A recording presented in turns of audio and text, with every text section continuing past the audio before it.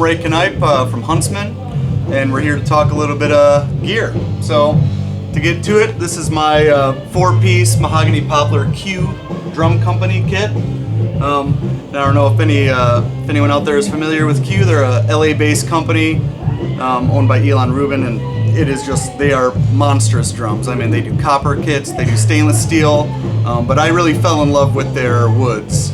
I also work at Chicago Music Exchange with our bass player Mark, and so the story goes, I bought this 7x14 Mahogany Poplar snare and from the shop, and I just started using it and playing on it, and I recorded with it, and once I did that, I kind of I fell in love with it, and it was just the best snare that I had ever owned. So that kind of spurred me to get this kit built to kind of go with the snare and match the snare.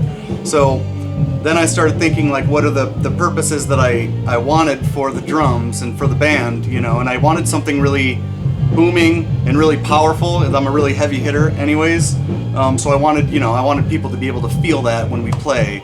I wanted it to come across in recordings, and traditionally the mahogany is a little more of like a studio wood that people use because it's really resonant and you can get really warm, nice tones out of it, and then the poplar in there kind of gives it that contrast where it gives it a little more like punchiness and a little more projection, and they kind of just like the way they work together. I mean, it's kind of a traditional combos of wood anyways, but they just really mix together perfectly for what I want to do. So once I had that in mind, I wanted to keep with the mahogany poplar.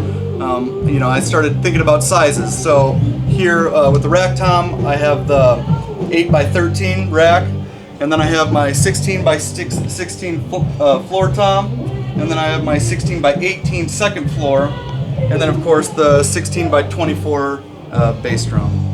And these sizes, they're like the Bonzo sizes, so they just are like really massive. And I tend to detune the drums a little bit to give it a little more just like hard hitting, like a tiny bit of that click as the the head kind of vibrates and resonates after you hit it, and it works perfectly. Like right out of the box, these things sounded fucking amazing.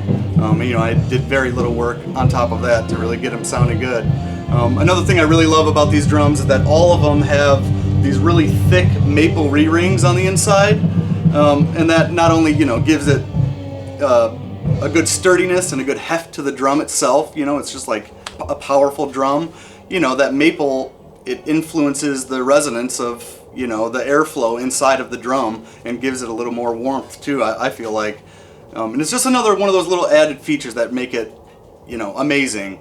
And in terms of like plies on the kit, I think it's 11 ply, but someone might fact check me on that. It's kind of their standard ply that they use. But so then I started thinking about the color scheme and stuff. I already had the natural finish snare, which I absolutely loved because that's the mahogany wood on the outer layer that you see, and I just love wood grain. I mean, in general, wood grain on drums just is amazing to me. And I knew I didn't want to get flashy because I'm not really a flashy person in general, so I went with the black stain, which kind of is textured a little bit too. You can see the wood grain through there, and it really just turned out great. And then I got the natural stripe on the bass drum hoops to match the snare, which turned out really good too, although that the snare was made years before the rest of the kit, which is pretty amazing to me.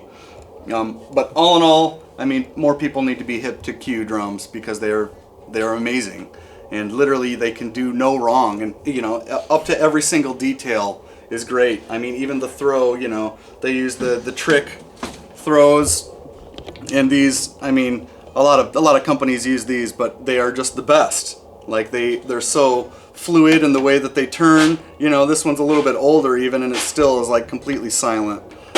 So that's another thing I just really like, is like the attention to detail, and how they just kind of construct everything to be exactly what you wanted it to be. I got to just call them and tell them exactly what I wanted, and there it was.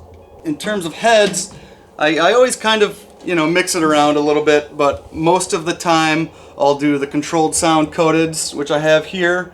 I also like Emperors. You go classic with Emperor, but it's one of those things where clear heads on the Rezo, or on the batter side, sorry, always tend to like sound too, just too tonal.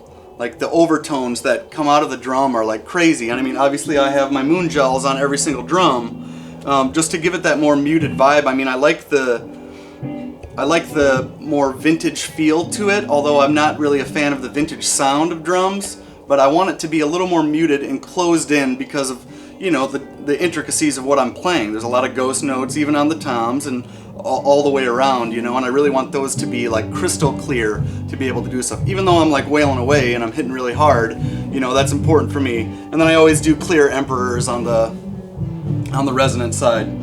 And that's basically what I stick to. I mean, I've tried out a bunch of different stuff throughout the years, and these are just, I mean, they work, they're really easy. The only problem I ever have with controlled sound is the dot on the inside comes unglued and falls into the drum. I've had that happen a couple times, but, you know, no big deal. So with cymbals, I'm a Zildjian guy, you know, I always have been. I like to try out a lot of other stuff. Mino does such good work too, but, you know, for what Zildjian does, they are amazing cymbals for like a price that won't, you know, completely destroy you. At least for what I'm buying, you know, like I have the traditional A custom, the 19 and the 18-inch crash. That's the more brilliant finish to those cymbals, so it really cuts through and it's really loud and very, you know, metallic sounding. And then for the ride and the hi-hats, I tried to go a little more dry, because that's what you're kind of riding on to move to propel the song along. You know, you're traditionally using these two, which is what I use. So I wanted it to be a little more dry, which is why I got the 23 Sweet Ride and I got the 15-inch New Beat hats. And together, you know, when you're hitting a crash, you want it to stand out. It's like a triumphant moment, right? So I wanted those, like the brilliant finish on there to really shine through, but everything else, I don't want it to take over the song or the part, or, you know, I don't want it to clash with anything else that is going on with the music. So in you know, my opinion, the more dry that you can get the ride and the hi-hat, the better for me. Sticks, I'm a Vic Firth man, and right now I'm using the Extreme 5Bs, which if you know anything, it literally is about a ½ an inch longer than the regular 5B, and that's all it is. But for me, you know, I do have long arms, but, you know, if you want to hold the stick properly and you want to choke up a little bit, you know, sometimes reaching those farther cymbals out and some of that stuff on the second floor tom, I just need that extra little bit of length. And then, you know, I always want to find that balance point when you get to it, and I just can't. When I use regular 5Bs, I'm choking all the way back, you know, and then I'll pocket the end of the stick like that, and, you know, it doesn't feel good. I'm not playing right. You know, so that's pretty no-brainer. You know, the Extreme 5B is the way to go. Hardware-wise, I use all DW hardware. This is you know, a PDP boom stand. That's the DW 5000 hi-hat stand, and then the 9000 boom arm with like the secondary attachment there. You know, try to keep it simple. The stands are heavy enough. A lot of people complain about that, but, you know, you don't want your cymbals to move, so to me it's just like, get the heaviest ones. It doesn't matter to me. And then the only thing non-DW that I use is my kick pedal, and this was more of a recent purchase, but I got the Tama Speed Cobra double pedal, and then the only little mod I've done to that is I put these maple lowboy beaters on here. And the point of that was the Speed Cobra is kind of the metalheads like go-to, because they're really light, they're really quick, they're very precise. Like you just hit everything exact on it. But for me, I always bury the beater anyways. So with that really lightweight beater that they come stock with, it just was too light, you know. I was ahead of the beat a little bit every now and then. So the maple lowboy beaters kind of puts a little added weight to the back, and also gives it that extra propulsion when you actually, you know, push your foot all the way down. It, you know, thuds it into the bass drum with just that extra little bit of heft that I think is necessary. And, you know, I can totally tell the difference too. And I mean, you know, a lot of drummers already turn the beater upside down, so they get the plastic side, you know, to give you that extra little bit of punch to it. And the maple beaters just do that on their own. I really think other people should get into these too, because they are, it's such an easy thing to to get and to mod your kit with, but it's really necessary, and it really does a lot of difference, you know. And I even go as far as, like, I just got these tackle, they're like leather and felt combo seats, and they are these little felts, and they give it like an extra little bit of room, like the leather wears in and kind of forms around the toppers that you have on there, which I really like, because I always have a problem with toppers spinning off. And I mean, it's a really dumb thing, but these little felts, like, they make the difference, you know, that little added bit of leather. And that was like a more recent thing that I got too. But all in all, you know, I really put a lot of thought into exactly, you know, what you want to buy, like all drummers do. But I'm really happy with what I have now. Like, we recorded our first full-length album that was out last February, American Scrap. I recorded with this, and we recorded the whole album here in Treehouse Studios, but it's all analog, you know, all to tape. So, you know, what better way to know exactly what your drums are going to sound like and the performance that you gave on the album to record the tape. You know, there's very little manipulation in post, or, you know, while you're recording. So that was really fun, and I was like so happy. You know, it's such an organic, real feel to the album, and, like, you know, it just showed.